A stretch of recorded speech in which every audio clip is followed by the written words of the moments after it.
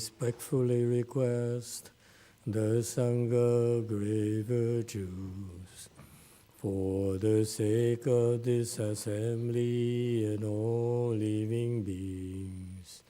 Please turn the wonderful Dharma wheel to teach and guide us how to end birth and death, leave suffering and attain bliss, and quickly realize non-birth.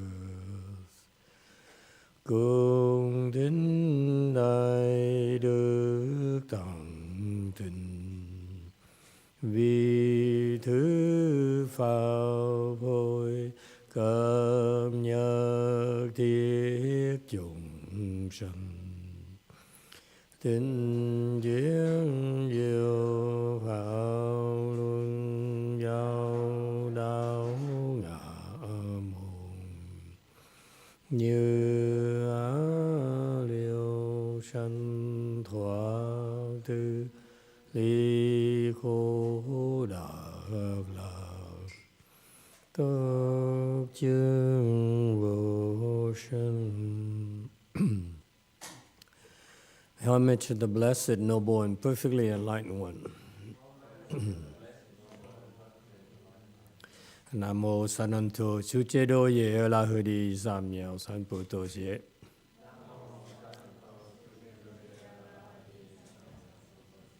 Nam mô Tát Tát Tha Tô Gia Đà Gia La Ha Đề Tam Miệu Tam Bồ Đà Thoa.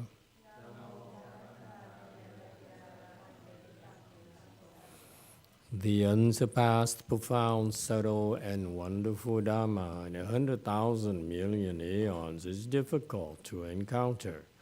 Now that I'm able to see and hear, I will receive and maintain it.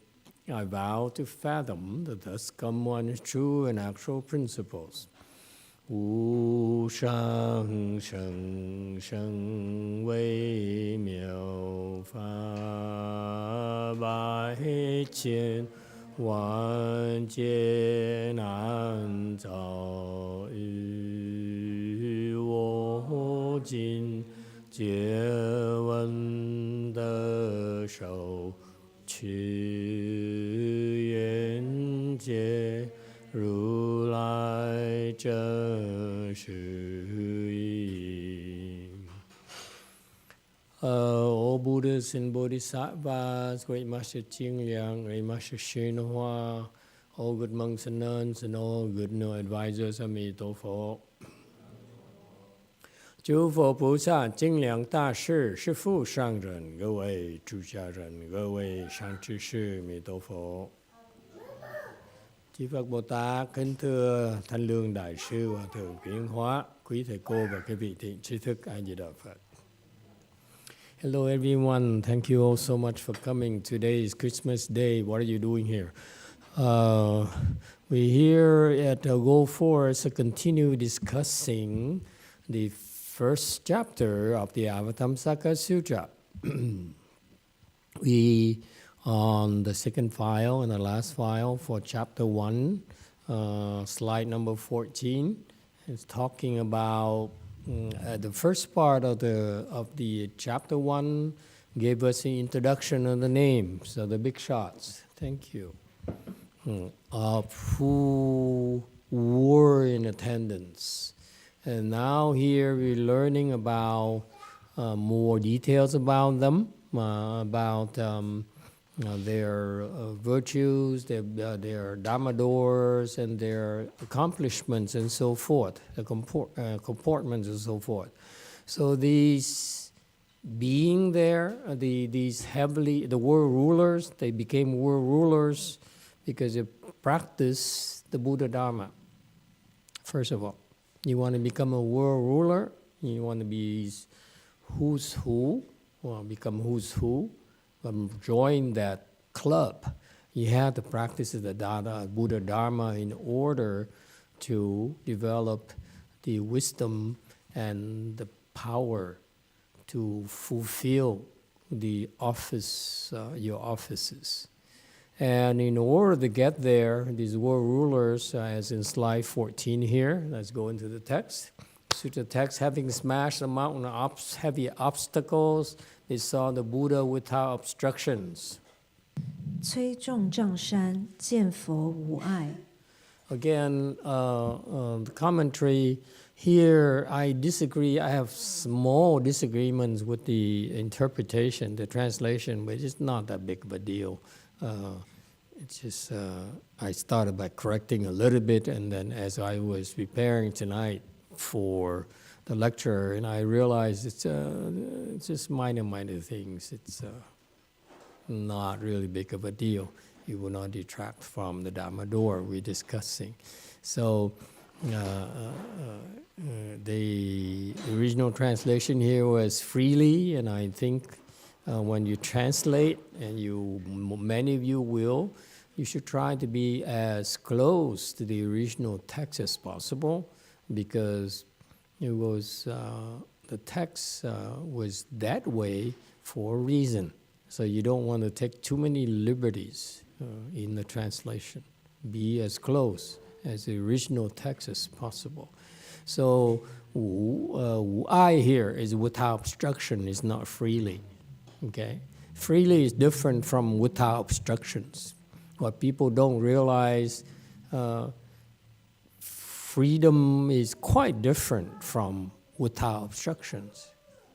Freedom for most people, for most ordinary people, freedom is to do as you please. Yes, I'm free to do as I please. I'm free to retire. I'm free to travel anywhere. I'm free to drink, smoke, whatever, because no one can stop me. It's my own will. I am able to do. I can afford it. I'm capable of doing it. Therefore, I can do it freely. Obstruction here refers to the fact that in order for you to do important things, to make significant contributions to the world, to accomplish big things, you're going to run into obstructions. You see, so the two concepts are quite different. To say freely, to contemplate freely, the Buddha freely is not the same as to see the Buddha without obstructions. Okay, meaning that it has two connotations. They are able to physically see the Buddha without obstructions. Okay, excuse me. Meaning they have the ability, have the condition and so forth, and they cannot be stopped from seeing the Buddha.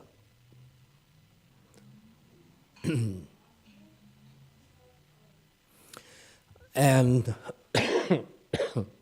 also, excuse me, it also means, Jianfo here also means that they are able to visit the Buddha where the Buddha went. Wherever the Buddha were, they're able to come and visit. So therefore, they cannot be stopped from physically being there. Jian also means to see, meaning they can sit in their own palaces, their own homes, and look at the Buddha. Okay, also, Jian here also means that physically there, to look at the Buddha himself. Okay? So that's why there is the obstruction. Now you understand the obstruction is more meaningful than freely in a translation. All right? Next. 16. Those beings were those whom the thus come one Vairochana, as he cultivated a bodhisattva conduct throughout oceans of aeons. 如是皆以毗卢遮那如来往昔之时，于劫海中修菩萨恨。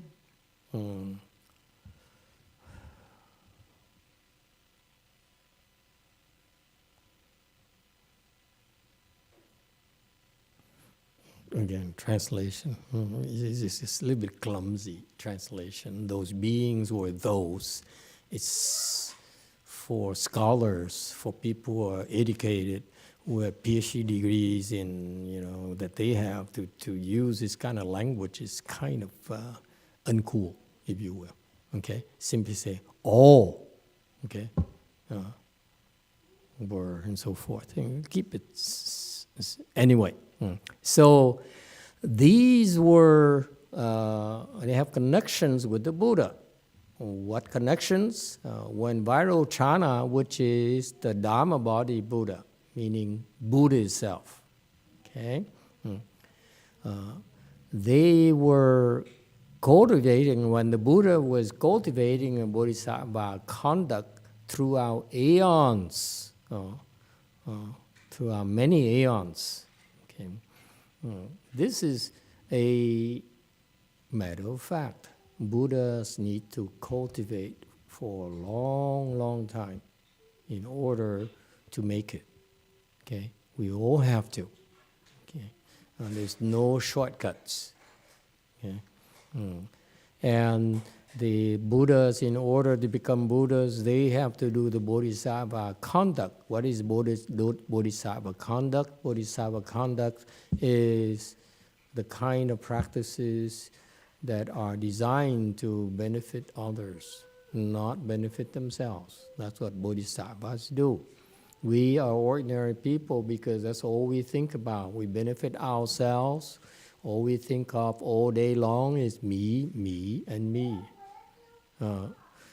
And whereas the bodhisattvas, the higher the level of the bodhisattva, like Master Shenhua, I can't think of a moment but I caught him thinking of himself. Typically, for example, at the end of his life, when he had to die so young, so early, before his time, before his plans were realized, that that he was in great pain, and he never stopped teaching. He never stopped crossing over living beings. And it's really touching to me. The first time I saw him in person, to ask him to become a left-home person. Okay, he was very, very sick, and he came out from this townhouse as his disciple made an offering to him in West Covina, in this particular not very, very fancy townhouse, and they gave him two townhouses, one for himself so that he can be by himself, and one like a few more townhouses away, the same row, same street, for his disciples, his attendants, to stay there, to take care of him. So when we made an appointment to go see him, I asked him to see him. He came out, and he was very, very sick. He could barely walk, and he was still put on the sash. Okay, very respectful. Okay, the sash he has nothing to prove, but for him, you see, even with that, you think when you're sick and you're tired, it's okay, I'm sure they understand, I don't need to put on my sash. It's more energy for me, I'm consuming, It's so difficult for me to move, let alone to put on a sash and arranging and so forth. No, he put on a sash and the robe and so forth, and went out, and you can see from the way he walked that he was so frail, okay, and so weak, and he never let out he was in pain. Okay, and then he sat down and we talked for a few minutes. I don't even remember what. But then he smiled, and then he raised his hand or whatever, scratched his head or something. I realized his arm is only skin and bones. That's it. His arm just has nothing but skin. And you can see the bone, the shape of the bone right there. And that to me is an image that I can never get out of my mind. And that's the ultimate, to me, the ultimate sacrifice for yourself. Until the last moment of his life, he was helping, he was teaching. Okay, and that's what bodhisattvas do. When you're a bodhisattva, you meet people like that, and you say, I see what is ideal for the Mahasattva conduct. So the Buddhas, when he says, thus come one's viral chana, that means all Buddhas. You see, there's a text later will indicate to you. Vairochana is a Dharma body Buddha, meaning that all Buddhas is Amitabha Buddha, Medicine Master Buddha, Shakyamuni Buddha, and Pure Rice Buddha, and so forth, Great Compassion Buddha, and all those Buddhas throughout the Dharma realm, they all cultivate the Dharma doors. For example, Amitabha Buddha cultivates the Dharma door that will create a Pure Land to bring us there, bring us to safety and certainty. Shakyamuni Buddha cultivates the Dharma door of suffering, okay, of impurity, and so forth. All these Buddhas practice the Bodhisattva paths. They all eventually become the same, called Vairochana. Is that clear? So that's what happens. Once you become a Buddha, okay, the beings that you come across in your path, in your Bodhisattva path, okay, have access to you.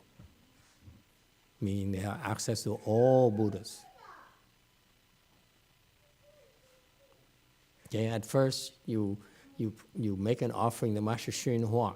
Okay, so you have to go to his field to collect it. But once he becomes a Buddha, then you can all these things that will then also benefit from all the other Buddhas as well. All right? 18. Had gathered in using the four methods of gathering beings in. 以四摄事而曾摄受。 Okay. So here he's talking about when you practice the Bodhisattva path, how do you help them? Do you help them become rich? Help them become whatever they want? What Bodhisattvas do is they practice the dharmas of gathering beings in. Used to be translated as dharmas of attraction. How to draw people, how do you attract living beings? Okay, So what they do, the Bodhisattvas do, is all the actions are designed to gather us in, to draw us. Okay, draw us in to the Dharma, to the spiritual practice, to the way. Okay, so what are those four methods of gathering in? It's slightly different from when I was growing up. It's Dale Carnegie's How to Win Friends and Influence People. It's a very influential book. I don't know it's still used anymore for you young generations. Is it? It's like a Bible for me when I first started. Until I learned the Mahayana, I learned about the four methods of gathering beings in. I said, wow, Dale Carnegie has so much to learn. That's the difference between Mahayana and worldly wisdom. You see that? It's fascinating.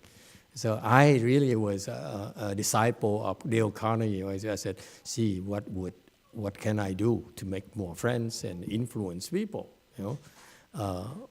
But those are child play compared to this. Okay, so the first ways, the four ways to attract people, to create positive affinities with people, they are, number one, giving. Okay, you have to give, don't take. All right, if you're a leader, especially you're not a leader yet. When you get into a leadership position, it's different because now you get paid to take care of people. I think the corporations are wrong nowadays because they only think of it as a manager, as someone who executes the plans. Okay, that's only part of it. The real part of management is take care of its people, so that the people can thrive in a corporate environment. Okay, that's how you get the best out of them, the most out of them. Okay, so that when you have proprietary technology, chip designs, whatever, AI, whatever, algorithms, they love you enough to stick around, ask for a raise instead of quitting and go join your competitors. Okay, that's what happened. For example, in Apple, Apple used to have great chip designers that made them far superior to the competition, much better than what's that guy in San Diego, that firm, Snapdragon chip, Qualcomm. Yeah, thank you. You really are not investors in stock market, clearly. Nor am I. And it turns out the Apple chip designer was so far ahead of the competition, okay, for years. And eventually, they were lured away. The most important engineer was lured away by Qualcomm and another chip designer. Okay, so now Apple is struggling like crazy for the next generation of chips. And so that is because management failed to take care of its people. Okay? Especially when you think about it, a company so successful, so rich. You should prioritize your assets, protect your assets. Anyway, so giving is to benefit, give whatever, give material things, give the three kinds of giving of material things, external things, your organs, your eyeballs, and so forth, or giving of the Dharma. You explain to people the wisdom, the Buddhist wisdom. And number three, giving of fearlessness, which is, I said, the Chinese fail to point it out to their disciples. You cannot become enlightened unless you practice the giving of fearlessness. That's what happened to Master YongHua disciples. Heng Ting, I think, he's dead now. When I first came in, and I read somewhere that Heng Ting was in seclusion for decades in Hong Kong, one of Master YongHua's temples in Hong Kong. And Master YongHua said in one of those tapes, Dharma talks, he said, Heng Ting, he wrote me a letter. He says he's under attack by 3 demon kings. In seclusion, he's attacked by 3 demon kings. So I couldn't wait to answer him by letter, so I had to call him and talk to him.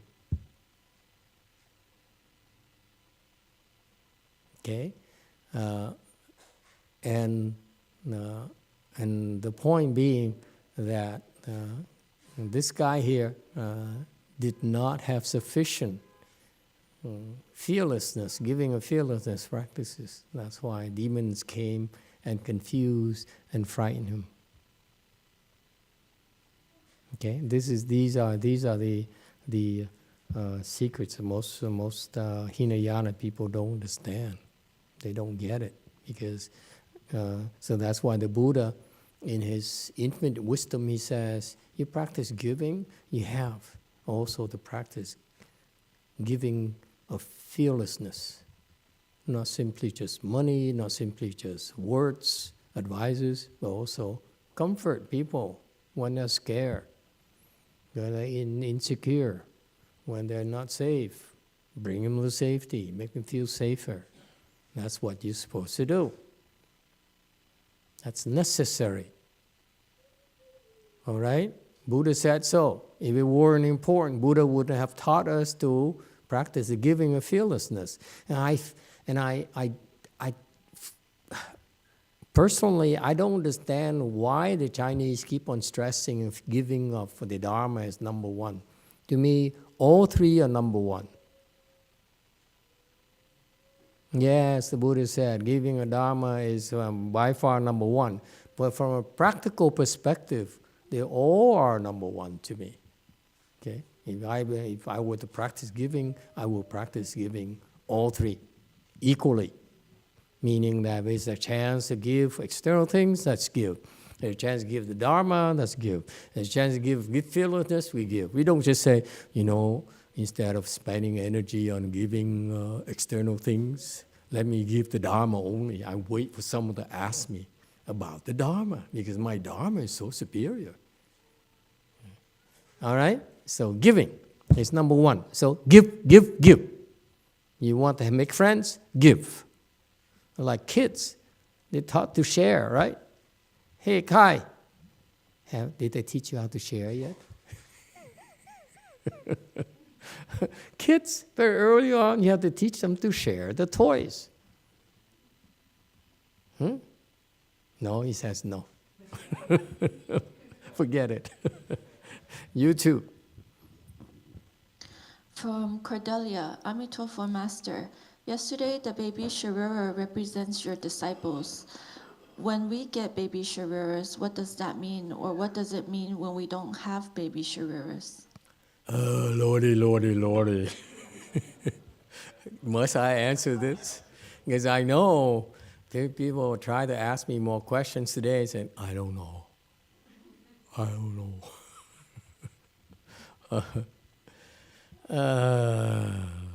Maybe they're your disciples. Maybe they're your future disciples.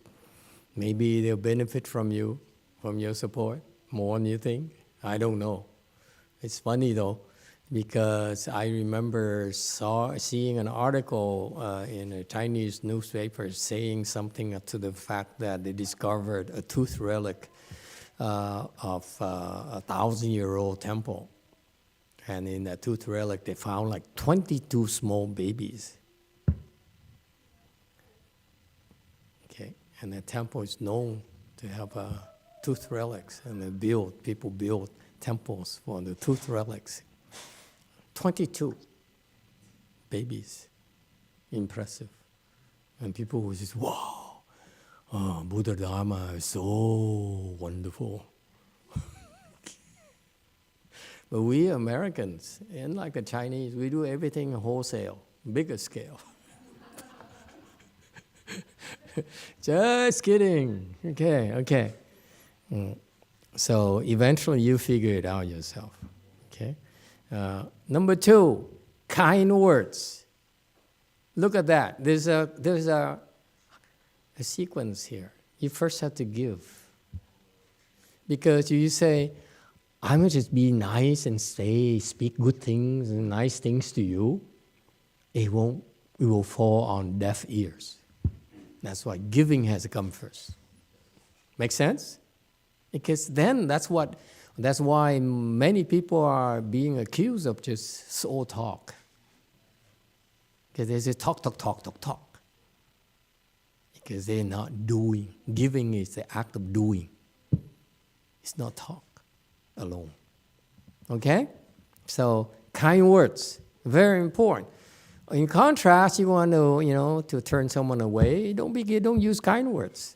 Simple as that. You say, I don't feel like gathering you in, you're a loser. Something like that. Okay. Number 3.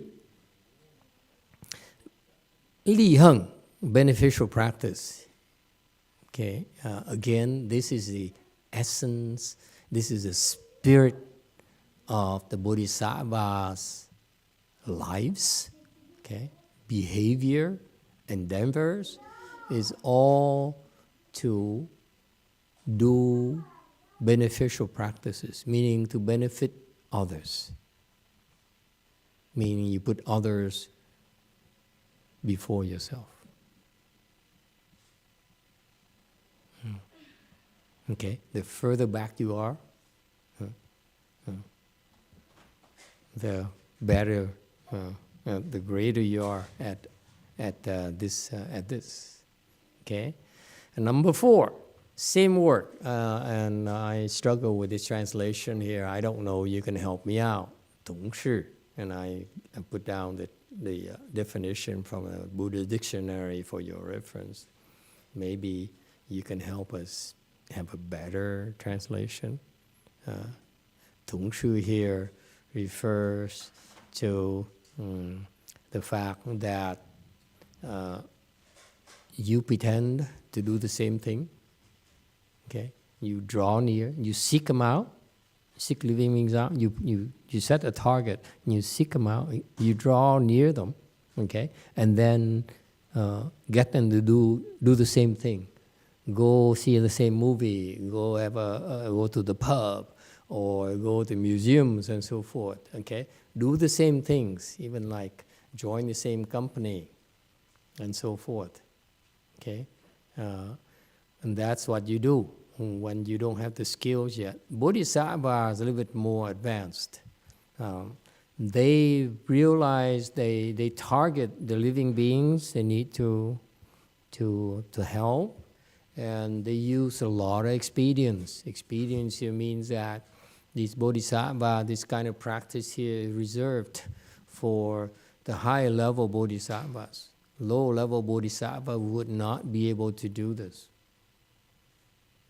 If they cannot do this, what do those bodhisattvas do?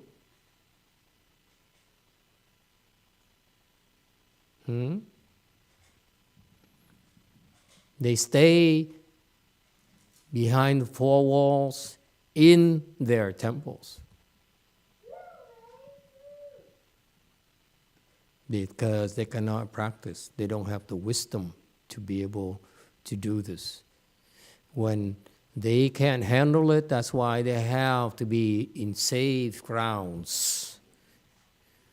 Where the bodhisattva here, you need to have enough wisdom, have enough thick enough skin, so that when you go out there, people will shoot at you, will slander you, will harm you, and your skin is thick enough, it won't bother you. You won't be. You still are undaunted by all the obstruction or challenges.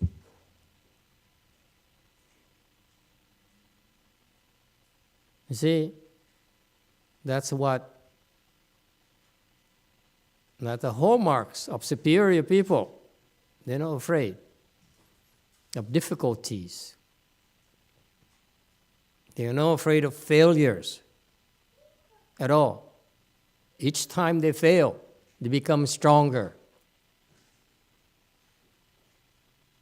Each time they get hurt, they don't say, oh, this is too much. I can't take it anymore. They rise. It's just like a boxer. You hit them, and they fall down, and then they say, 1, 2. And before 10, they get up, that's what the bodhisattvas do. They don't give up. You have to kill them. And no one's throw in the towel for bodhisattva. You know that? No one would throw in a towel for Master YongHua. Master YongHua says, go ahead, see if you can kill me.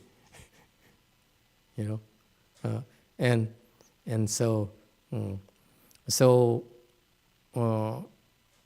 that's why these bodhisattvas, these bodhisattva practices, if you choose to be safe, you choose to be within the 4 walls of your compound, of your temple, where people have to come in your terms, under your terms. Okay?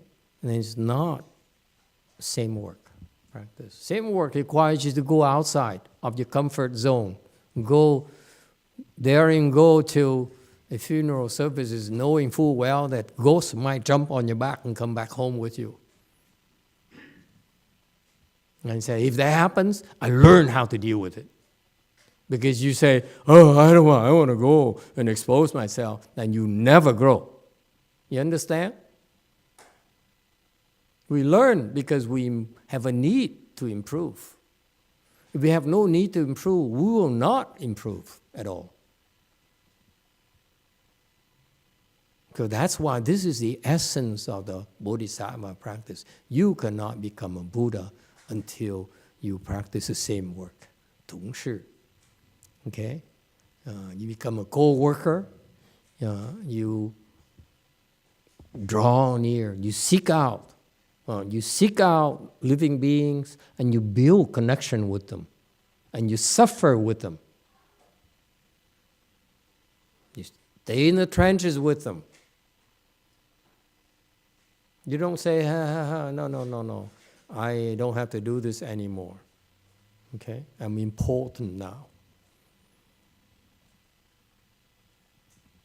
And it doesn't mean, 同事 doesn't mean that it's transactional, meaning that you come to my temple, okay? You have to do something for me so that I can give you something else in return.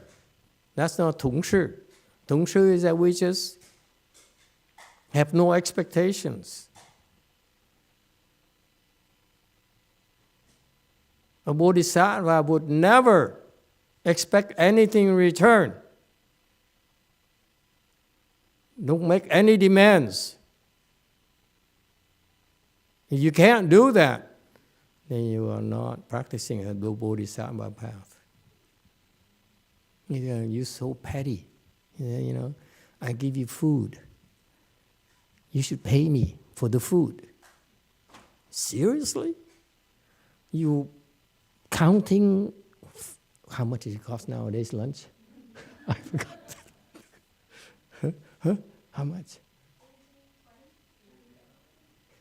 San Jose is $20. It's insane. When I first came to the United States, lunch cost $175. That includes a Coke. That's a long, long time ago.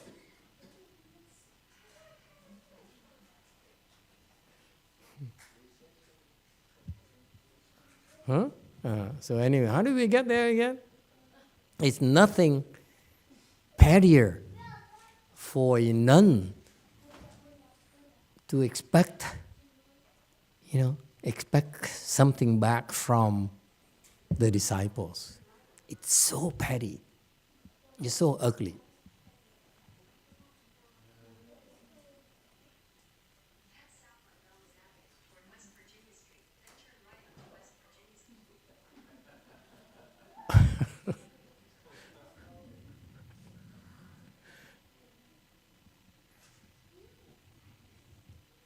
And that's why I'm so disappointed when I was in my master's temple. We are so rich, we have so much money, so donations left and right. We don't even have to pay for anything practically.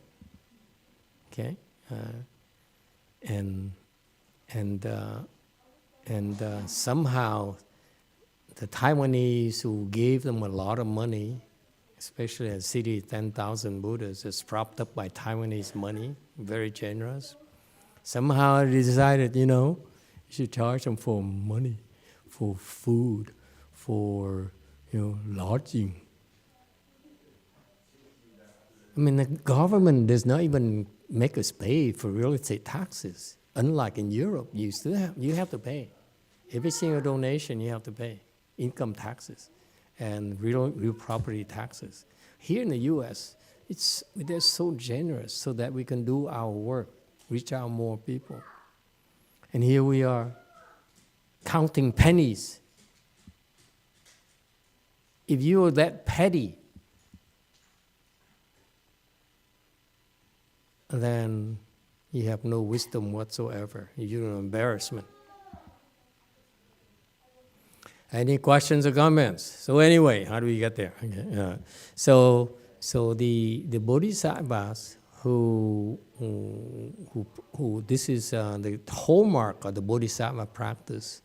They use the wisdom, they use the spiritual penetrations to fly over and manifest the same environment. So for example, they want to save a human being, they come to the Tha world, for example, and become a human being, and then and then draw near those beings. Or they need to say, like in the Universal Door chapter of the Lotus Sutra, Guan Yin Bodhisattva, that's a typical Tong Shu practice, the same work practice. And she manifests, she has 32, 33 transformation bodies.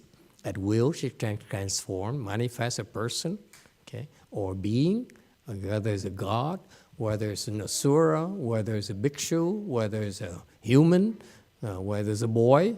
You know what I mean? Manifest a boy, come and play with you so that it can teach you. And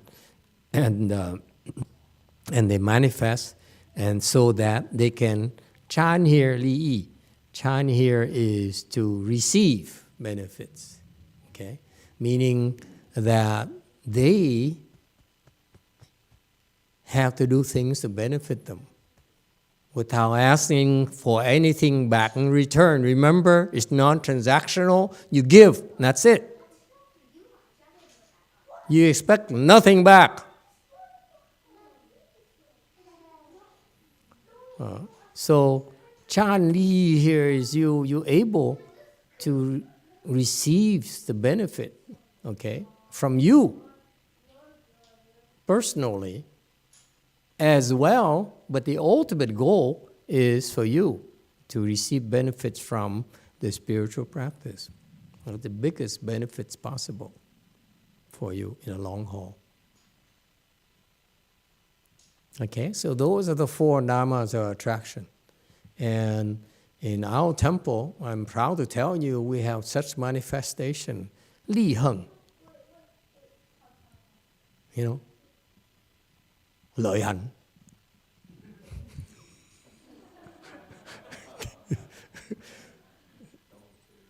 This is us. We're not to number 4 yet, but we have number 3 already. Yes, you too. From Brady, Master, can one be slandered if they haven't much of an ego? What does slander mean? Do you need to have an ego to be slandered?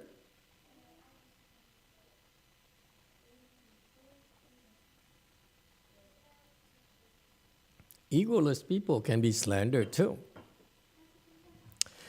20. Various expedient means had been used to skillfully gather in, teach, transform, and mature these beings as they planted good roots in the presence of each Buddha, so that they became securely established in the path to all wisdom.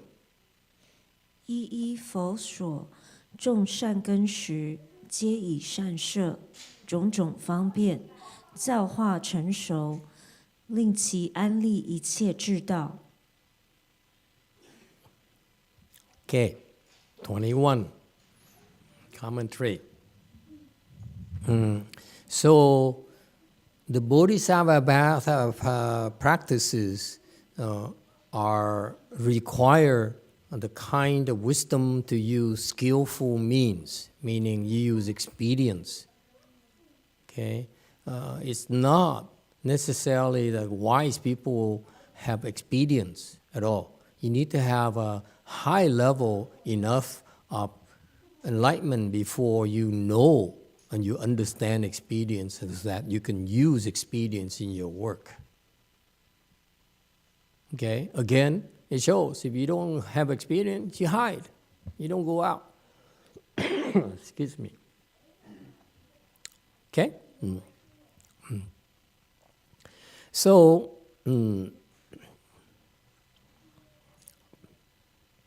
they have, the Buddhas, in the Bodhisattvas, they use various expedients,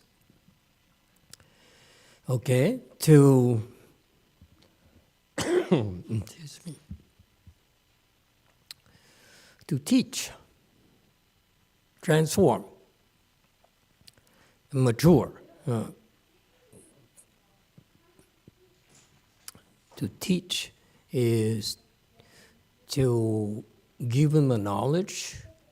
Hua is to transform them, meaning that they become better you teach and your students are still the same as before, or they appear to be a little bit better, but actually they are getting worse. Like the externalists, for example, they teach their disciples, and the disciples, the followers, have higher levels of samadhis, but their nature are not transformed. As a result, as these disciples progress along, they will be very difficult to undo the damages. Okay? And so to transform here, primarily transform your nature and turn it, make it become more good as you progress. The higher you progress, your nature becomes gooder, if you will. Okay, there's a clear criteria for transformation. It's not a casual thing at all. They transform to become better and better and better and better. That's the criteria for progress. Samadhi level is not enough. It has to be transformed inside. 教化, the Chinese is very important. You have to teach them the knowledge. At the same time, you have to change the being, the mind. Knowing is not enough. You have to do something to change, to transform yourself. Oh, is that clear? Okay, and also to teach is not enough. The knowledge is not enough, but transform requires the knowledge, the methodology, the techniques to transform people. Okay? Knowledge is overrated. Teach here is just a start, but transform is where it's at. And mature this being, 成熟, meaning mature, meaning that is that they actually help make it happen sooner. Because what happens to all of us if we have a mixed match of good seeds and bad seeds all over. Okay? That's us. You and me, we're all the same. What we have, whether young or old, or male or female, black or white, we all have these called seeds. Seeds are created every time we create a karma through our body, our mouth, or our mind. You strike a thought. I want to help the world. That's a good seed in your consciousness, the alaya consciousness, eighth consciousness. And for that, seed, it stays there until it's matured. Is that clear? Just like farming. So we teach you, for example, we teach you the importance of doing good things, okay? And show you how to do it, okay? And so every time you do that, you create karmas, good karmas. That's how your seeds are created. And once you have the seeds, we also need to also help them mature sooner. What happens is you have so many bad seeds as well as good seeds.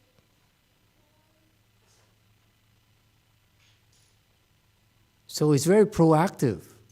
The Bodhisattva also help the good seeds being planted in the past mature so that you have a better chance to succeed. You see, it's quite complex. It's not as simple as simply, you feed them and then you clothe them and then you send them to school and then good luck, kid. Be happy.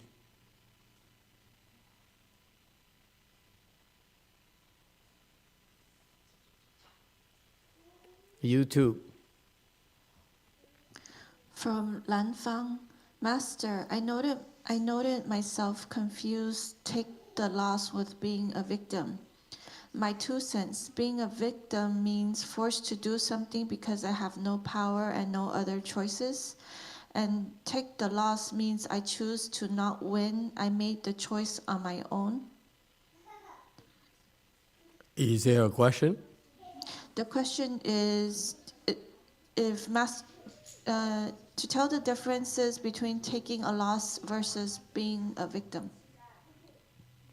What's the difference between taking a loss versus being a victim? Oh, thank you. So there's a question there. And why do you ask me if you gave yourself the answer already? It is her processing correct?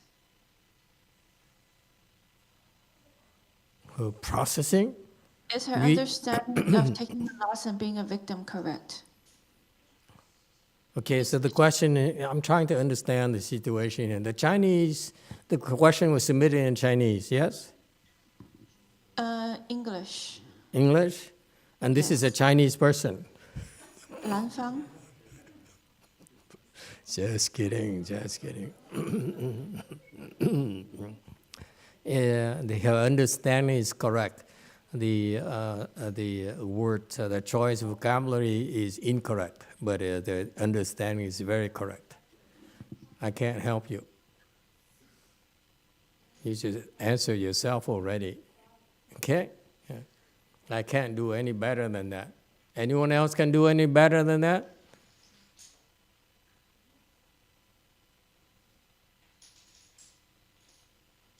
Taking a loss is proactive. We choose. It's a personal choice. Victim is you have no choice. That's all.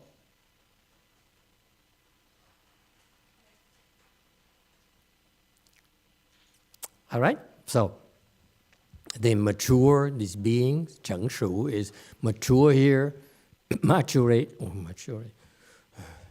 I forgot. I didn't pay attention to this word here. Maturate. Is there such a thing as maturate? Sorry, I didn't check. Wei Mountain. Thank you, Master. Your talk about the various 4 methods of gathering prompted a question in my mind. If you are lucky enough to have a teacher that's, high level, maybe even a low level bodhisattva, how is it that let's say you want to find another teacher that's higher, how is it that you can gather blessings, even if you're low level, and find a better teacher? Is that prior conditions, or how does that even work? Beats me, because my teacher deserted me, so you asked the wrong guy.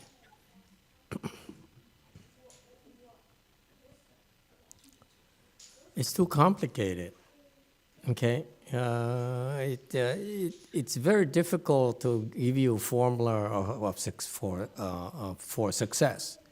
The simple thing for me is to tell you, pray to Master YongHua in our world. Pray to him and say, hey, I want to be a better teacher than this, okay? And hopefully someday it'll happen.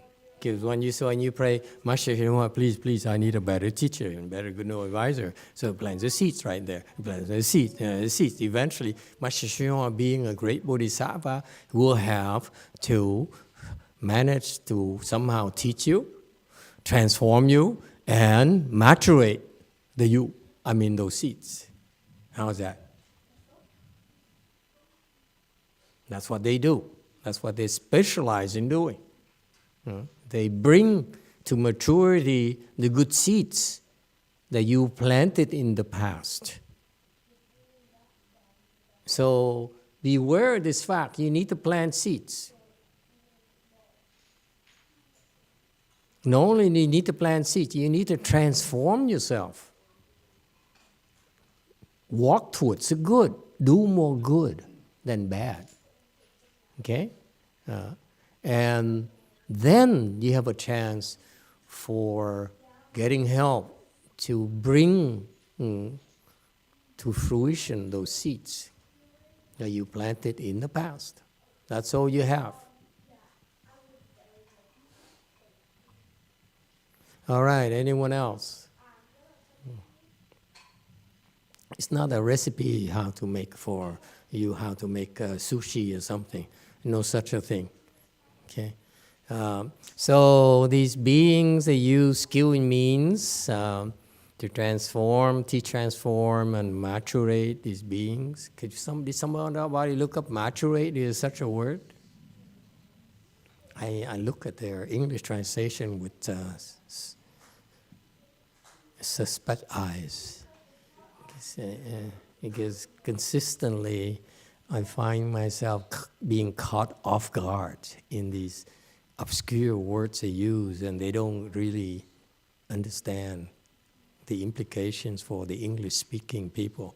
You too.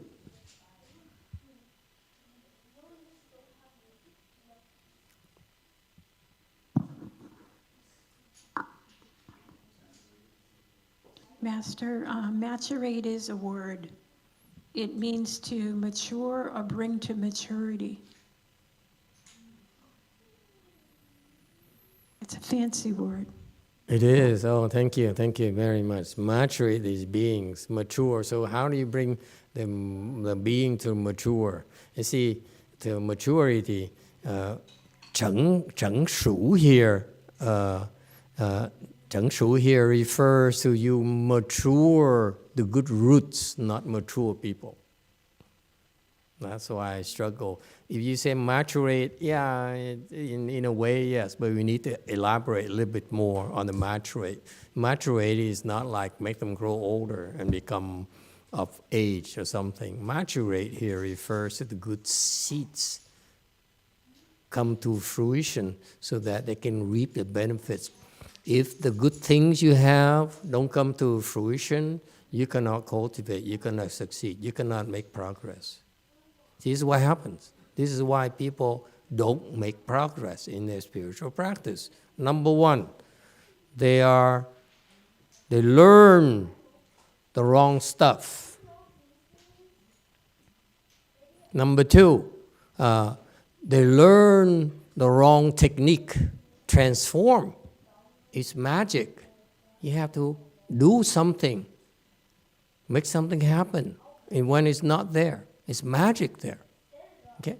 There is specific knowledge, and so you need to transform, and then finally you have to bring to maturity the good seeds that you have planted in the past, so that you will be able to ascend and transcend your own limitations. See how precise it is in Buddhism. It's very casually mentioned everywhere in the text. You know, these bodhisattvas, they do 教化成熟. This is what they use, this expression very often, but it's not explained.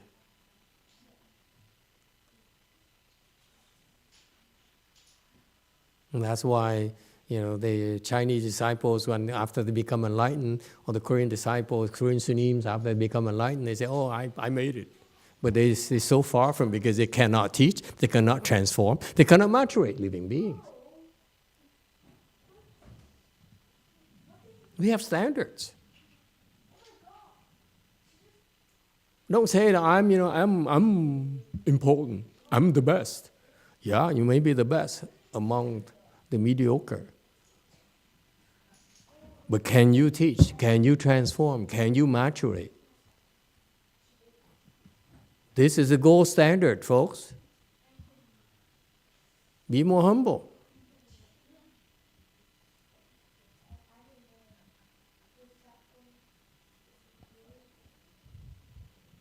I can't either. Anyway, these beings have planted good roots of the Buddha, with one Buddha after another. You see, the original text is the good roots in the presence of each Buddha. Since when you have to plant good roots? When you're in the presence of a Buddha. That is, nothing is further from the truth. Why do you need to be in the presence of Buddha in order to plant good roots? You see the nonsense translation, it shows they don't understand at all. So you hear a Buddha and you say, I have to go to the Buddha and plant good roots there. What if you can't travel very far? What are you going to do?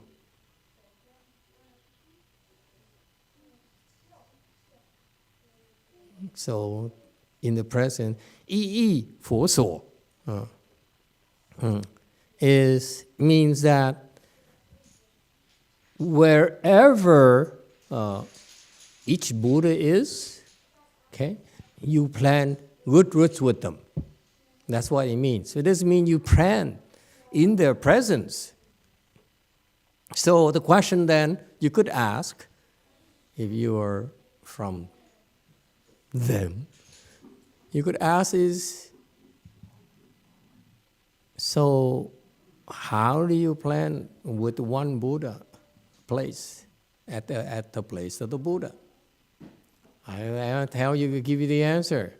Tell me of a place where there's no Buddha.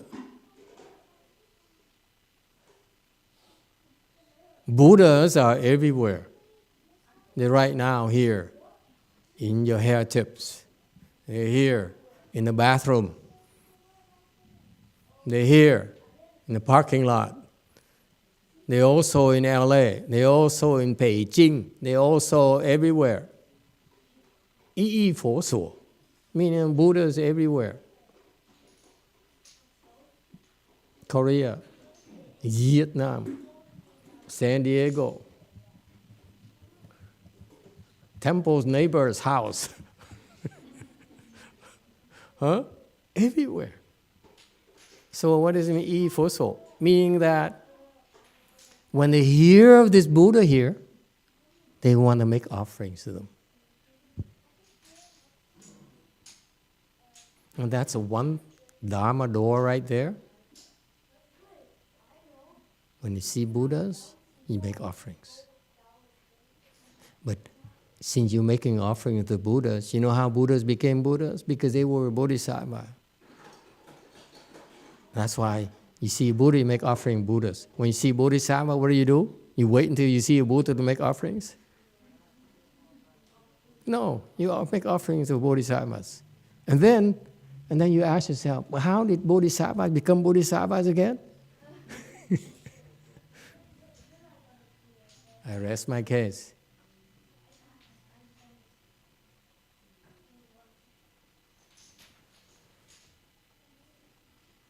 Okay? So I see 依佛所 here, I would translate as each and every Buddha. Meaning that if you make offerings to each and every single person that you have a chance to encounter, that's each and every single Buddha right there in the future. Isn't that beautiful? It's not meant for you, hey, only make offerings to Buddhas and we Bodhisattva go hungry. And this is what happened to us in my profession. Okay? Ask the Vietnamese, they will tell you, Master is supposed to be very poor. Then he deserves to be. Ask her. Ask Mommy. Mommy says, you have to be at least a monk for 40 years. Then they will make offerings to you. The Chinese system, 30 years. And until then, we all starve to death. We're not supposed to, we don't deserve to make to receive offerings. So the monks in my Vietnamese master's temple, you know how we survive? By going to school, getting a loan from the government to go to school. Okay, that will help us pay for the car payments and so forth. And go to funeral services because the Vietnamese are very tough. It's basically, you're not a senior monk. What did you do for me? What do you mean, yeah?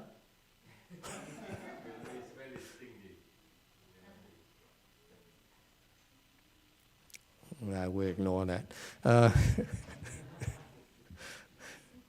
So that's why You make offering, 依依佛所 here to me. It's not at the Buddha's place. Yes, to each one Buddha after another, meaning one living being after another. That's the bigger sense of this phrase. But since they are bodhisattvas, okay, here's what happened to bodhisattvas. This is what we do, make offerings to each and every living being we encounter, okay?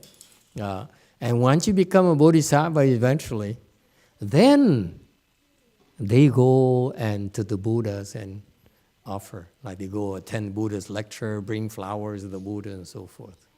That's what they do. But in order to get there, you have to give to every single one. It has double meanings.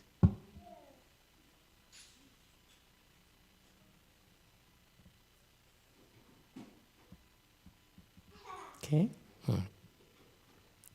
So that they all became securely established on the path to all wisdom. Okay?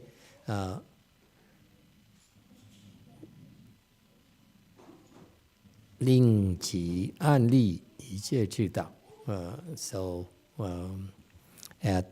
for the bodhisattvas, they realized the utmost importance to make offerings to Buddhas, because that's the maximum effects for their offerings.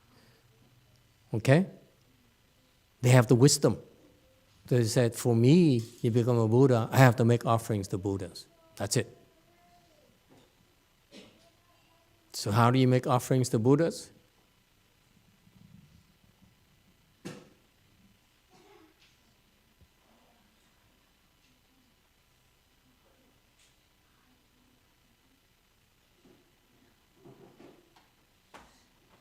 I can't ask you questions. It's okay for you to ask me questions, but when I ask you questions, you're all quiet. I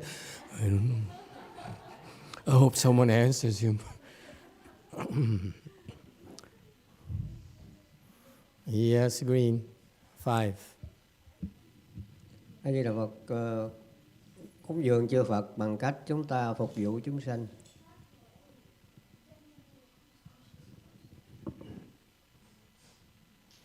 You make offerings to Buddhas by helping Buddhas rescue living beings.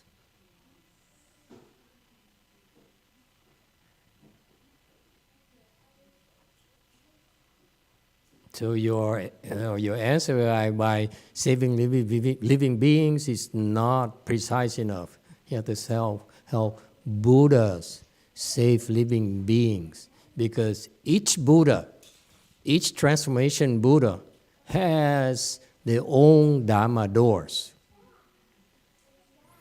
Amitabha Buddha is, you help Amitabha Buddha bring living beings to the Pure Land. How do you do that? He says, you do that by reciting my name, by reciting my mantra, by reciting the Avatamsaka Sutra and so forth. But you go to Medicine Master Buddha, then you teach Medicine Master Buddha mantra, you teach Medicine Master repentance, and so forth. Is that clear? That's how you serve Buddhas. All right? An Li, so An Li here is not only established the way, but what they do is creating their own lane on the freeway to Buddhahood. Because they themselves will become a Buddha one of these days, and their Dharma, oh my God, you guys are not fighting tonight?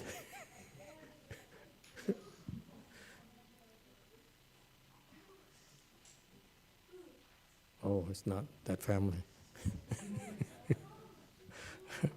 Okay, so that's why you only here you're establishing your own pathways to Buddhahood.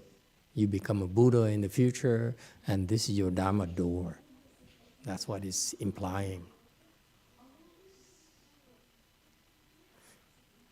the Avatamsaka Sutra is so insightful. It has so many different dimensions that the more you read it, the more you improve, the more you appreciate it. It's fascinating.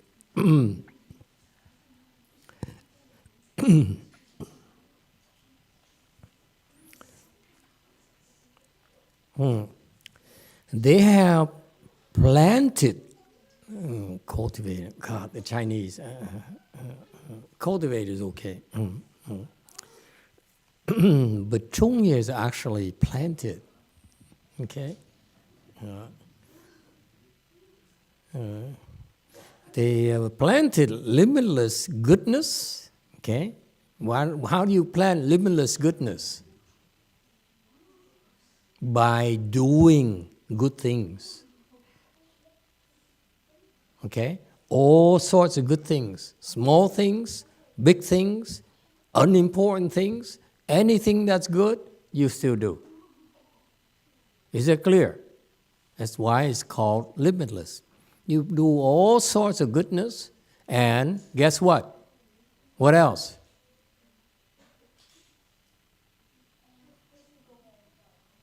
We never say it's enough already. That's why your mind is geared towards, is this enough? Is this enough? Is it, did I score some points now? Huh? Did he pay attention now? Did he notice me? Huh? Did the Buddha notice me now? Huh? Huh?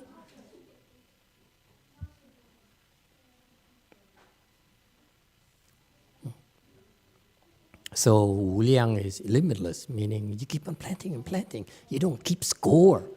Wu Liang is countless, meaning that you don't keep score at all.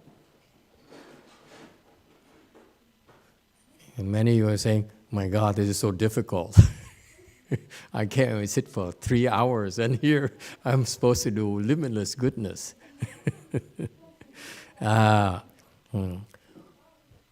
Hu Zhong is a Ho Hu. Ho Zhong Da Fu.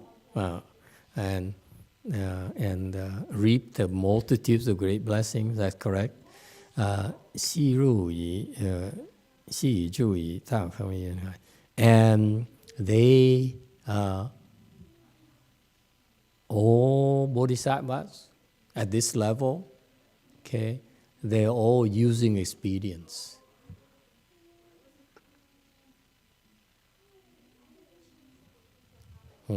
So, meaning the sea of experience and vows, meaning that they are using more and more expedience in their work, and if they fall short, they make vows and say, I'm going to, do better and better and better and better and better. Remember we talked about concurrent arisal? That's vows right there. You make a vast vow. This is vow Dharma. Dharma says the worldly thinking is that don't make a goal that you cannot accomplish. We Mahayana says the exact opposite. We make goals we cannot accomplish. Why? Because then, as we make these unreasonable goals, big goals, eventually in the future, we'll accomplish them. That's called concurrent arisal. This is Buddhist wisdom. Never mind, it's okay. It's okay. 24.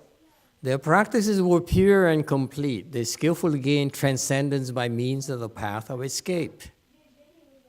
所行之行具足清净，于出离道已能善出。 Okay. 25. All their practices, 所行之行, all their practices, whatever they chose to practice, Dhamma doors they choose to practice, they go ahead, JC.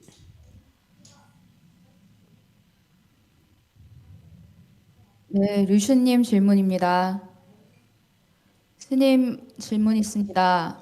어제 법문 중 혜순 선생님의 질문에 대한 답변을 듣고 저는 충격을 받았습니다. 그녀가 낙담할까가 염려도 되었습니다. 그래서 질문을 드립니다. 그녀가 정토를 가기 전까지 그래도 적지 않은 시간이 있는데 그녀에게 수행과 진전에 도움과 희망이 될 만한 조언을 추가로 해주실 수 있는지요?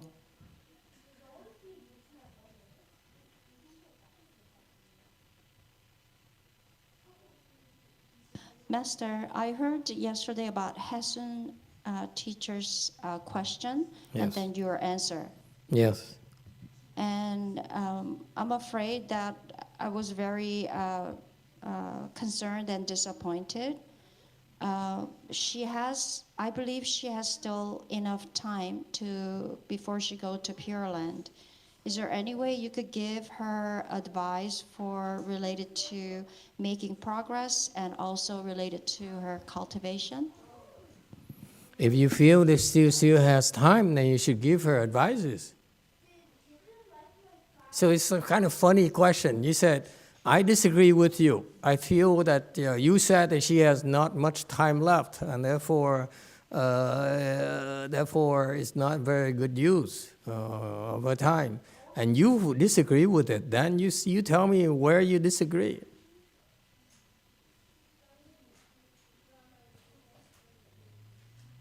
And most of my disciples agree with me, American disciples.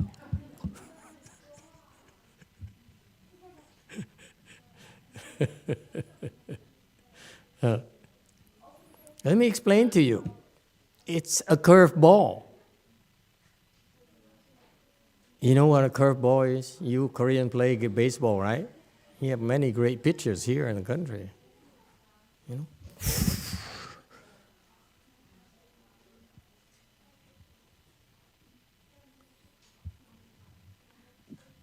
Master, this question was from Rushu, just in case. I'd like to clarify. Okay, so Xian Fai is safe, Rushu is not. Remember, I never forget nor forgive.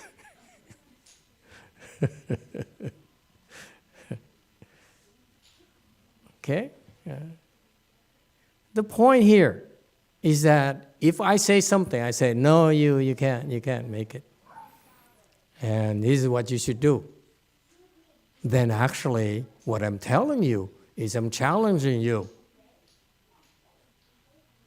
That's a Dharma door right there. Do that first. If you can do that, then you can come back to me and say, I've done it. What else can I do?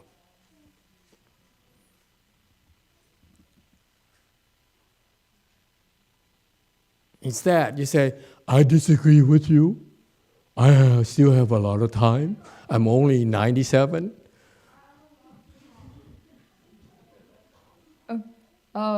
마스터 루슈에게 답변이 왔습니다.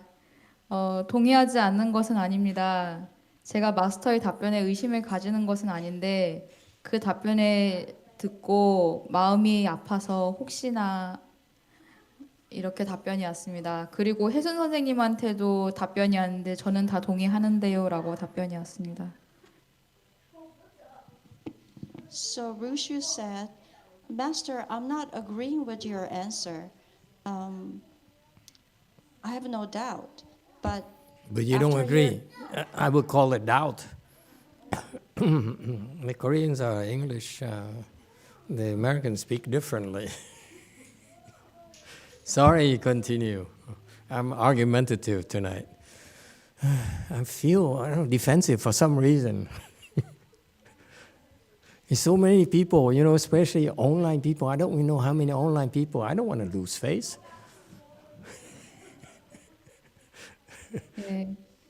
예, 입수님이 덧붙여서 그래도 혹시나 용기를 얻을 조언이 있을까 싶어서 질문을 해보고 싶었다고 다시 말했습니다. Explain to her it's Christmas day here, Christmas night here. Never mind. Translation. So after I heard that answer, it kind of hurt me. So maybe I thought perhaps there's other way to help her and maybe give her encouragement. And there's another answer from Hanson teacher. She says, I agree what Master said.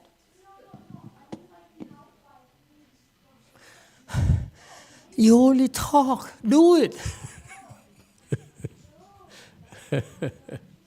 Very good. Yes, says In Kong. Okay. Rushu, that's your lesson. Sometimes you cannot take words at face value. Because I've told you, I'm known to lie.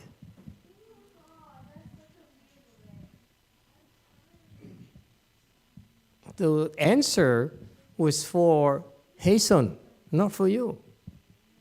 So I'm sorry that I hurt your feelings and you're disappointed. I hope you won't leave me. And find a better teacher. But if you do, my best of luck. I can come back anytime because I failed you this time. Okay? But you have to be careful about the answers are usually geared towards each specific person or group of people. Okay, so you don't want to jump into conclusions too quickly. You wait. Instead of getting afflicted, you shouldn't get afflicted at all. You said, I'm afflicted, I don't know what to do. And you are doing the right thing. And you're asking questions. That's a good thing. Oh, by the way, it's very important for you to ask questions. I can't stress that enough. If it bothers you, please ask questions. The worst that could happen is I shoot you down, too. You see how thick your skin is. Okay? So, Rushu, are you okay now, honey? Are we still friends?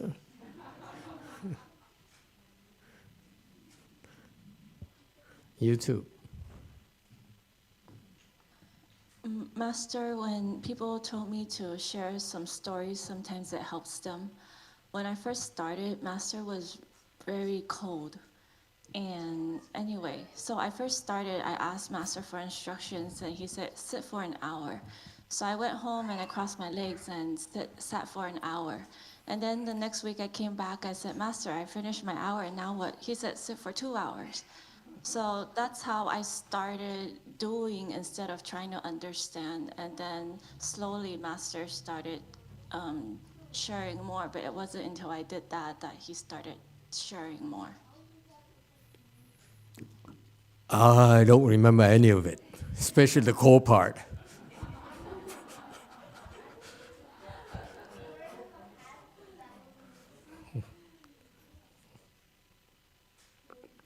Master Shiva used to say that. He says, everything is a test to see what you do.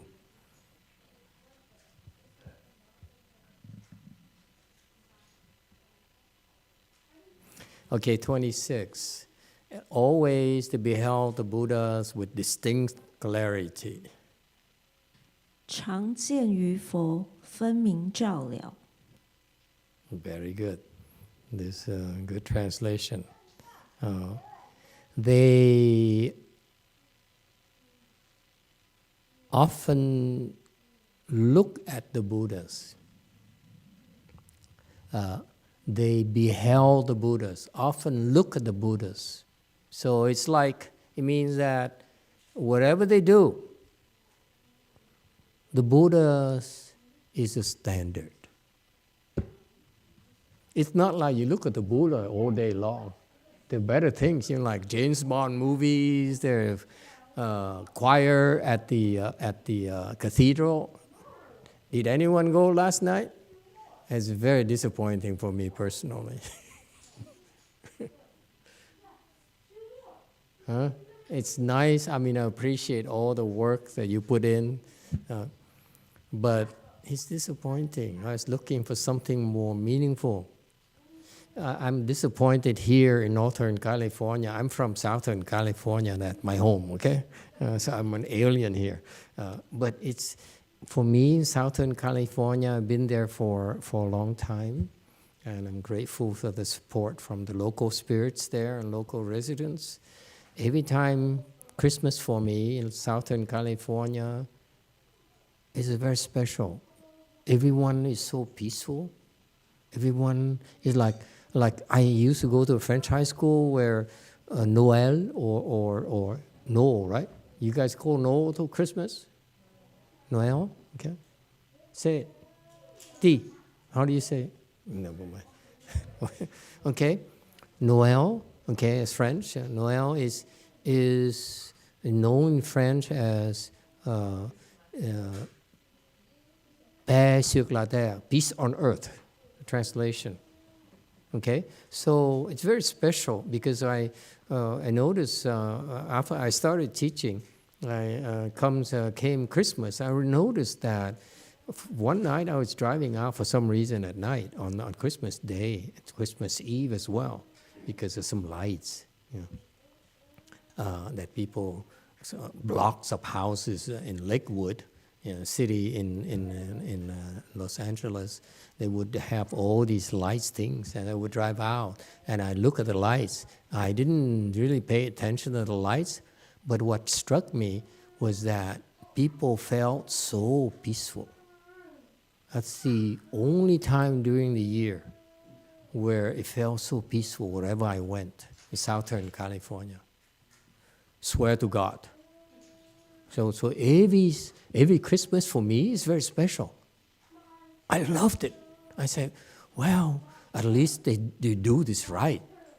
Okay? When on our big days, what is our big day in Buddhism?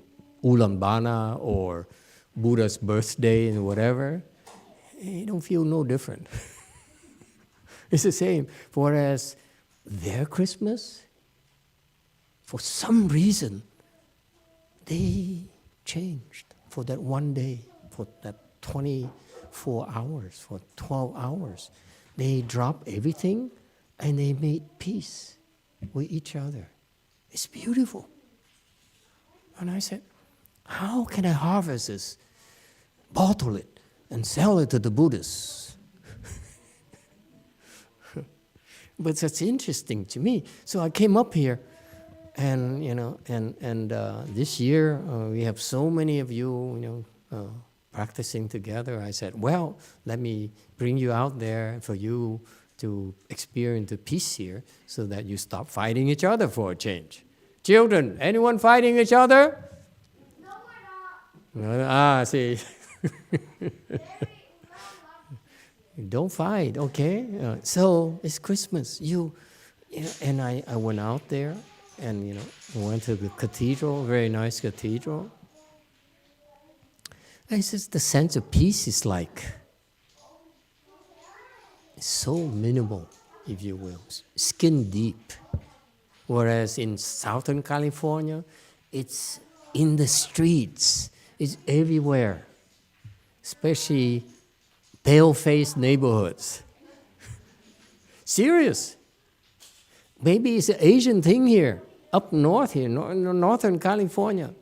Maybe the yellow-faced people in downtown San Jose, which we actually own downtown San Jose, don't we? We don't feel it's important to be at peace. But for the Caucasians up there in my neighborhoods, my God, they drop all the fighting, all the rancor, all the anger, and become so peaceful for one day. Wei Mao. Master, this is Sarah. I'd like to agree with you because Tiana and I and my family walk around the town and our town. We just keep saying, this place is so peaceful. Suddenly became so peaceful. So I agree with you. Thank you. Yeah, but your area is nicer than my area. Doesn't count. We're talking about the average man, average person, average family. They become peaceful, just like that. How did they manage that? I don't get it. We have superior, we have better wisdom, we have superior, meditation, everything, but we can't get our people to stop fighting for one day.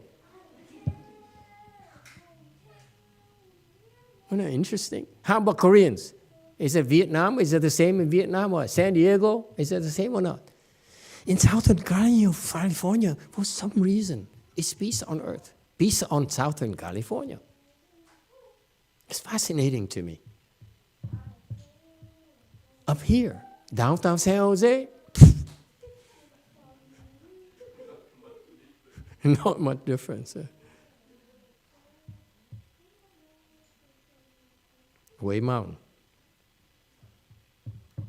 Master, San Diego is the same. It's magical. And every year there's more and more dedication to putting up lights and beautiful decorations in these neighborhoods. And people are driving around and talking to each other and singing. It's like magic. It's really beautiful and peaceful and wonderful. Yeah, it's nice. Are you fasting or are you just hungry? I'm fasting. Yeah, see, you can tell. I feel very peaceful. I'm not peaceful, I'm just hungry. Good job. How much longer? Day 7 tomorrow morning. Day 7 tomorrow morning. Oh, wow. So you're going home tomorrow morning? Going home next Sunday. Next Sunday. 14 days. Wow, impressive. Wow, look at that. Yeah. There's a couple of young Koreans here who should be fasting too. But what they do, they choose to follow me. And they say, I can't fast, I follow you. If I fast, who's going to follow you? Okay, very good. Keep it up. Okay, thank you, everyone. So anyway, how do we get into that again? So the Buddha is a gold standard. So that's why everything they do, this is kind of interesting, think about it. They don't say that my dad used to do that, mom used to do that, it's just okay for me to do it. No, it says Buddha does it this way, and therefore they're measuring themselves up to the Buddha standards. That's what it means. Okay? 常见与否, it's not like they're watching the Buddha constantly, and you can get into an accident, you drive and they say, hey, we're the one, I'm always watching you. Okay? And 分明了, and 分明照了. And they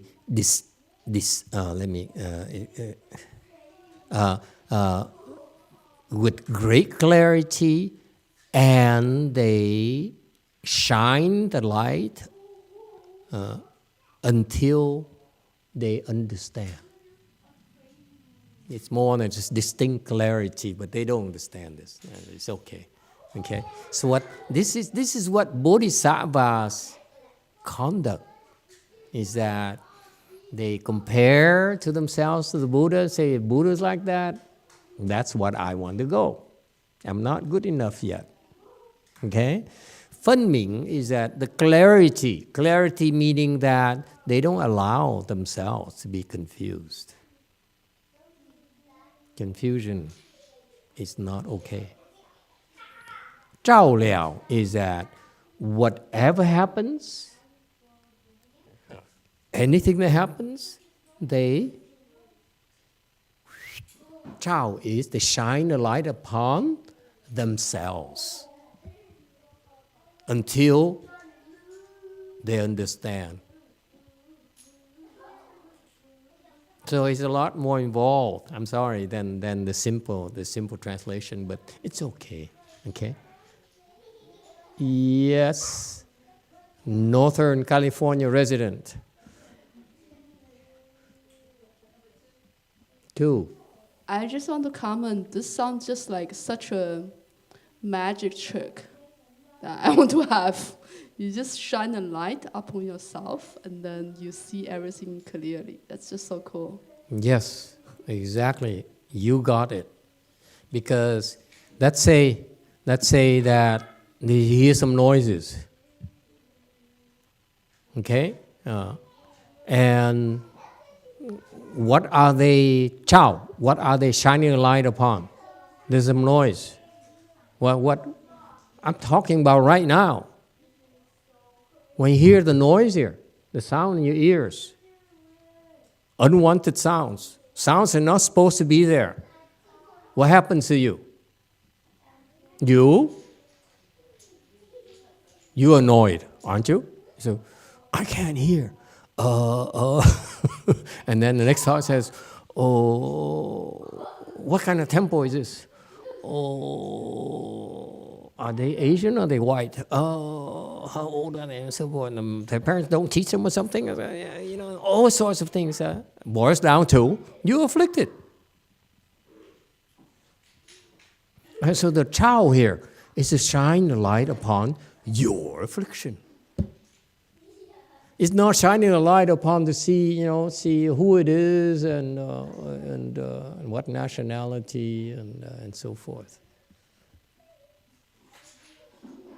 You see the secret code here in Buddhism? When the Mahayana practitioners, they understand this, but they don't explain it to you.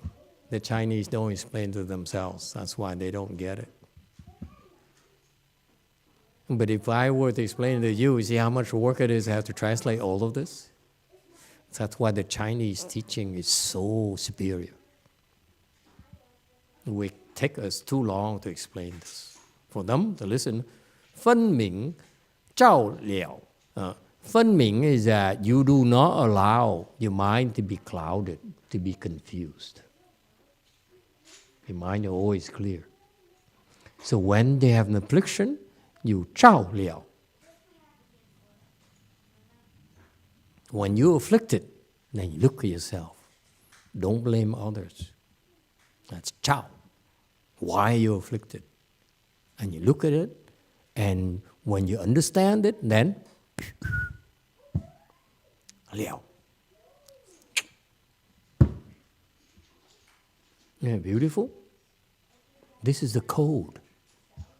This is a secret recipe.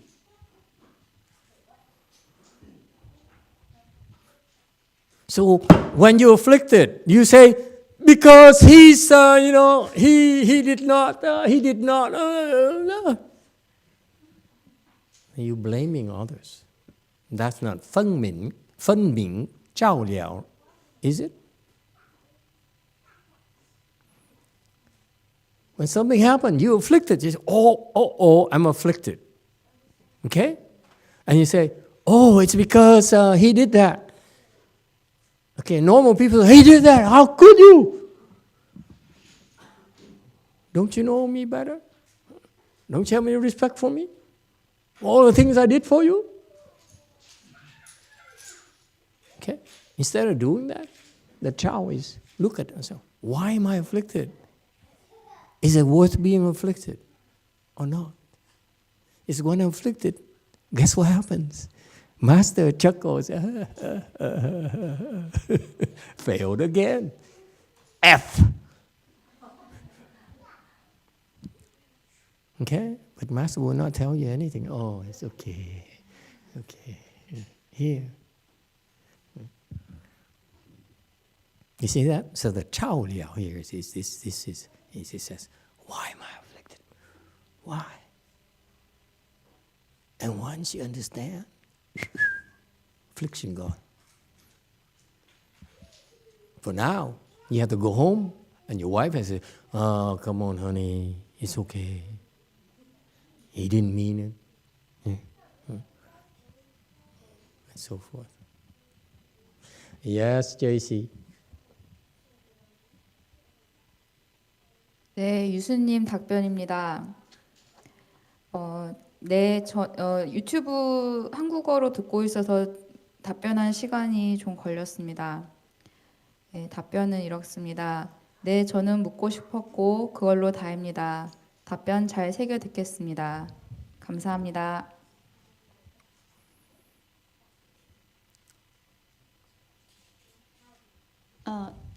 Hasun's teacher answered. She wasn't able to really respond right away because she was listening to Korean translation. So she said, I had a question and I asked, and then you answer, and that's all. And I will keep your answers in my mind, and that's how I would be doing from now on. Okay. Master, this is Rushu. Yes. You don't sound like Rushu, but go ahead.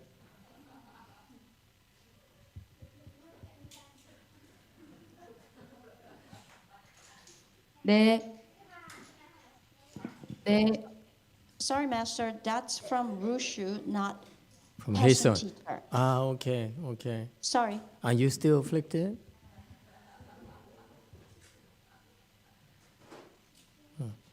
Never mind. No. You see how long it would take to explain this phrase here? And, and this is what you get from a Chinese. Yeah. Yes, sir. 6.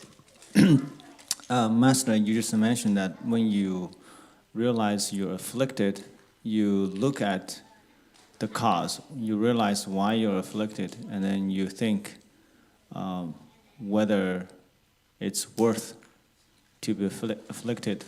So my question is there anything that's worth getting afflicted? If there is, what are they? Are you asking me personally, or are you talking theory? I don't know. Are we talking a person? I mean, it's just something generally applicable to everyone. I understand maybe varies from people to people, but it's just something that general that you can sort of justify getting yourself afflicted. Okay. Are afflictions justifiable? Can I re-paraphrase it like that? Rephrase it like that? Yeah. Are afflictions reasonable? Are afflictions acceptable? Right. Is there such a thing as, justifiable affliction? Okay. It's a question for everyone. Do you feel your afflictions are justified? Please tell me. I'm not looking at anyone in particular. Speak up.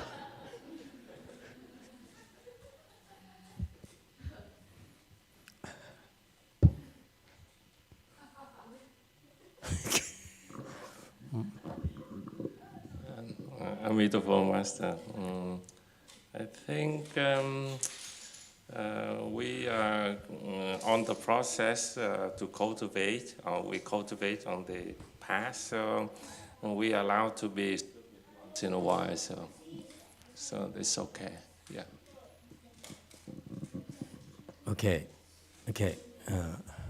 It sounds good, but we want the real details, the juice, the juicy part. Don't talk me about the vague things. Tell me about specifically what is justifiable. That's what he's talking about. What is justifiable to you? What afflictions are okay?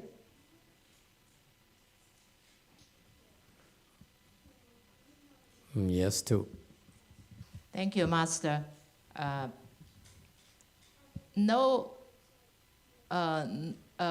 None of the affliction is justifiable. And why are you so afflicted? Because I'm stupid.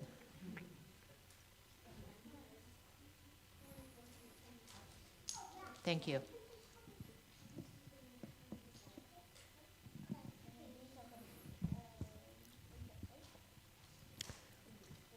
The problem with people is that they don't realize they're afflicted. They feel it's normal. That's the biggest problem they have. But once you realize you're afflicted, okay, then you know it's undesirable. Because that's a general answer. Problem for us is that when we're afflicted, we don't even know we're afflicted. We feel it's normal to be afflicted, if you will. And this is why we practice meditation, we practice spiritual techniques in order to detect it very quickly. So that you can the Funming is detected very clearly, very quickly. Zhao Liao is the sooner you detect it, the quicker you can shine a light upon it and not allow it to grow. What you don't realize, your affliction has multiple layers. The sooner you detect them, the fewer layers you have to traverse in order to reset your mind. If you wait until you blow up, you said, you know, I'm not going to lose my cool right now. I'm going to wait until the right time. Like Master says, don't forgive, but never forget either. And I will let it grow and grow and grow. So when I blow up, it feels so good.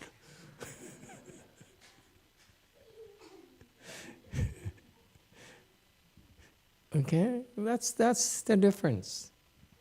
The difference between people is not so much what is worth getting afflicted over. It's about how soon can you detect your affliction. Because once you let it grow to a sizable level, it's unmanageable, becomes unmanageable to you.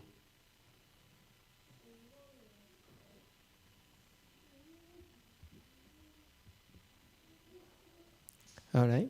Is that good enough? Are we okay? Are we still friends? It's never easy to speak the truth about you. 28, 10 more minutes. With the power of supreme understanding, they thus enter the great ocean of meritorious virtues of the thus come ones. 以圣解力入于如来功德大海。 Okay. So, commentary, the power of supreme understanding here refers to great wisdom. Wisdom to be able to penetrate through every single problem they have, every single challenge they have. That's called supreme understanding. Okay. They thus enter the great ocean of meritorious virtues and thus come ones. And that's how they are able to create the kinds of merit and virtues that Buddhas create. What kinds is that?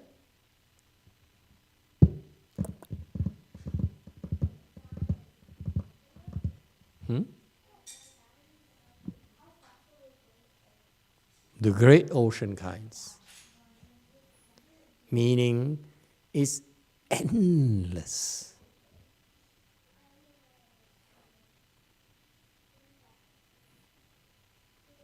When we teach you, it's meritorious to cross your legs in sitting full lotus. But you sit a little bit and it hurts. What do? You wiggle.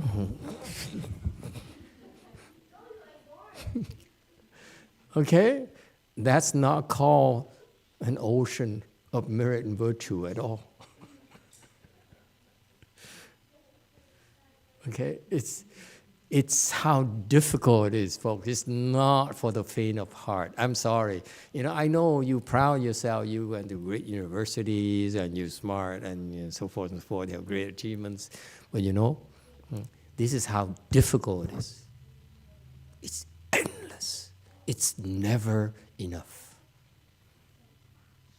They never said, I've done enough. I helped you enough. What else do you want from me? How can you be like that? Especially Master keeps on taking and taking and taking and taking. I never hear him say, thank you, or show appreciation. You ask me for more things. Because I'm giving you the chance to create ocean of meritorious virtues.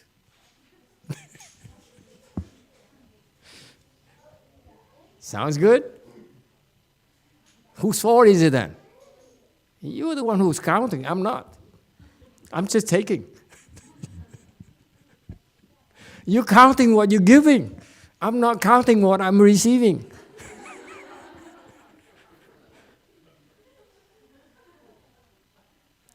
think it's funny. I don't think it's funny. Okay? Buddhas are like that. It's fascinating to me when I used to come from a background where you learn these things, you have goals, what is reasonable, expectations, and so forth. Buddha's world is totally unreasonable. You give and give and give and give and give forever. And that's how you become a Buddha.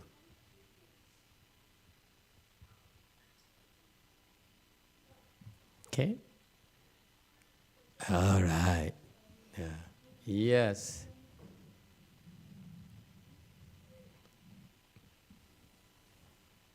What does it mean by entering the Buddha's and the sea of virtues and merits? Does that mean we get a share of that?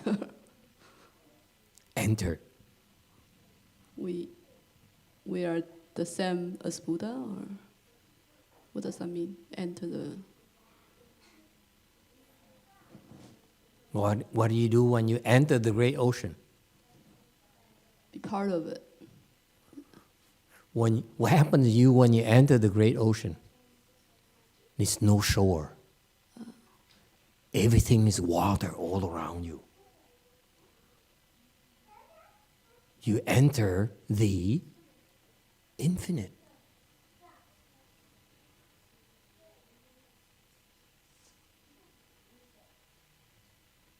This is a problem with bodhisattvas. Okay? Bodhisattva says, I've done enough. Master YongHua came to our world and said, I haven't done enough yet. I will drive myself to the ground. I will kill myself. I will die a scary death. Okay? That's infinite ocean, merit and virtue, right there. Whereas Shorty, he says, well, what else have we got? What else do we have to do for this job?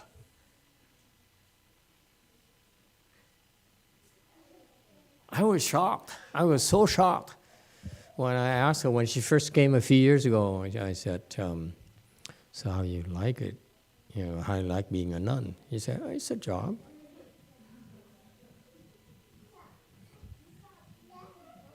Just do my job.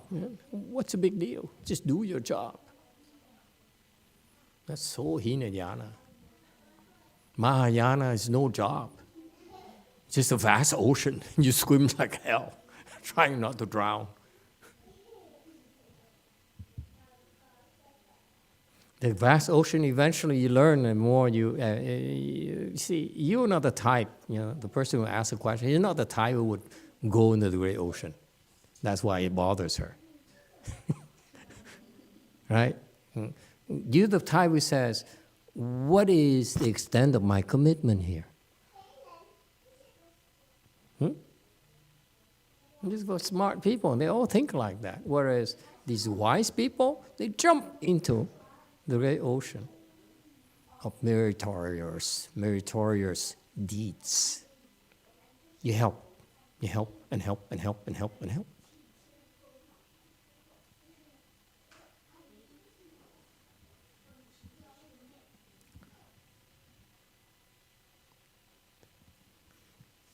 Can I continue? Did we address the great ocean thing? And there's more, but we don't want to beat it to death.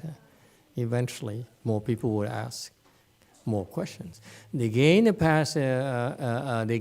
passages into liberation of all Buddhas, and roam playfully using their spiritual powers. 得于诸佛解脱之门，游戏神通。 Okay, I don't want to say too much because it will be even more scary when you get to this stage, okay? But the fun part, is that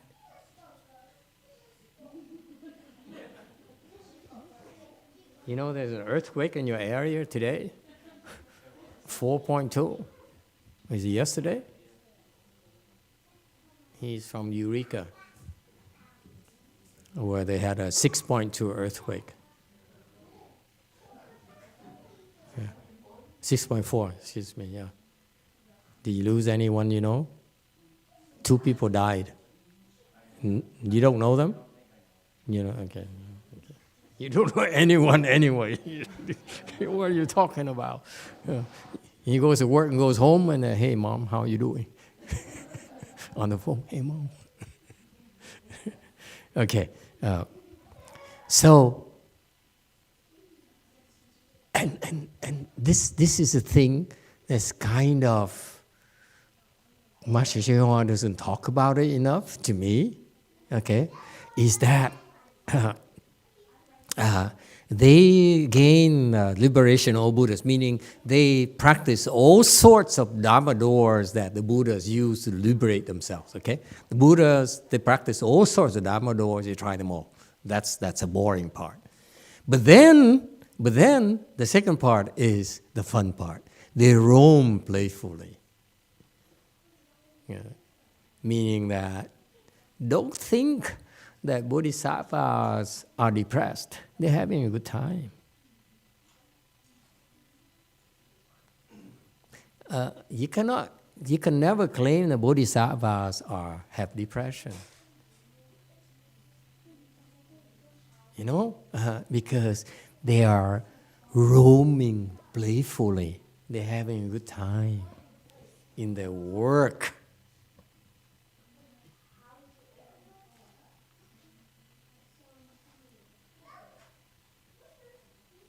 Okay, using their spiritual powers.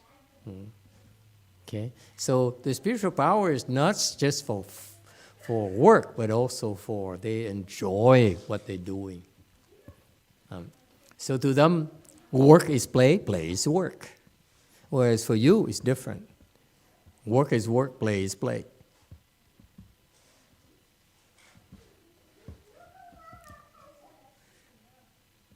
Time is up.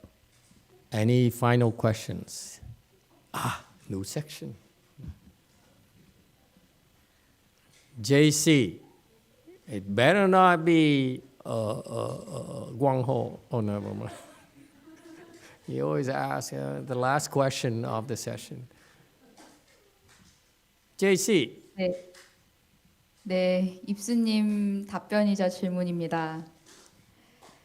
네, 답변을 듣고 제 거짓말 습관에 대해 직면하게 해주셔서 부끄러웠습니다. 그것에 대해 나를 보려고 하고 있습니다. 하지만 제 자신을 잘 모르는 것 같습니다. 이것을 고치려면 제가 무엇을 하면 되는지 알려주실 수 있나요?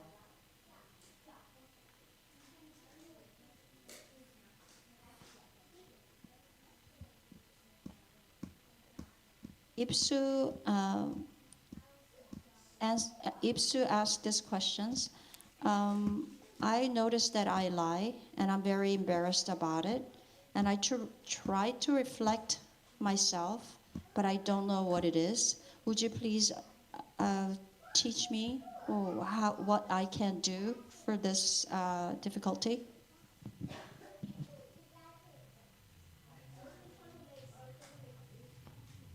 Who doesn't lie? That person can answer you.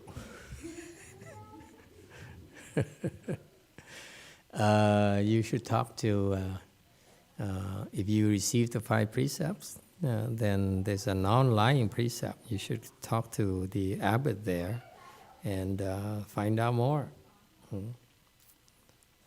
Okay? It's specific. It's not something that you want to take online when it's past the sutra time, lecture time as well, because we have to get back to meditation. No, seriously. You should take it privately, in private, and talk some more about it. The good news is that you're aware it's not desirable. For most people, ordinary people feel it's normal. For us, we're struggling with that concept, which is a big plus. And eventually, we figure out how to overcome it. The thing is that you have to give rise to that desire. No, I don't want this. Then eventually it's going to happen. It's just a matter of time. That's all. Okay? So those are the good news. All right, but you should talk to someone, and they will help you, like the abbot there, or if he needs help, he can call us, and we can do a conference and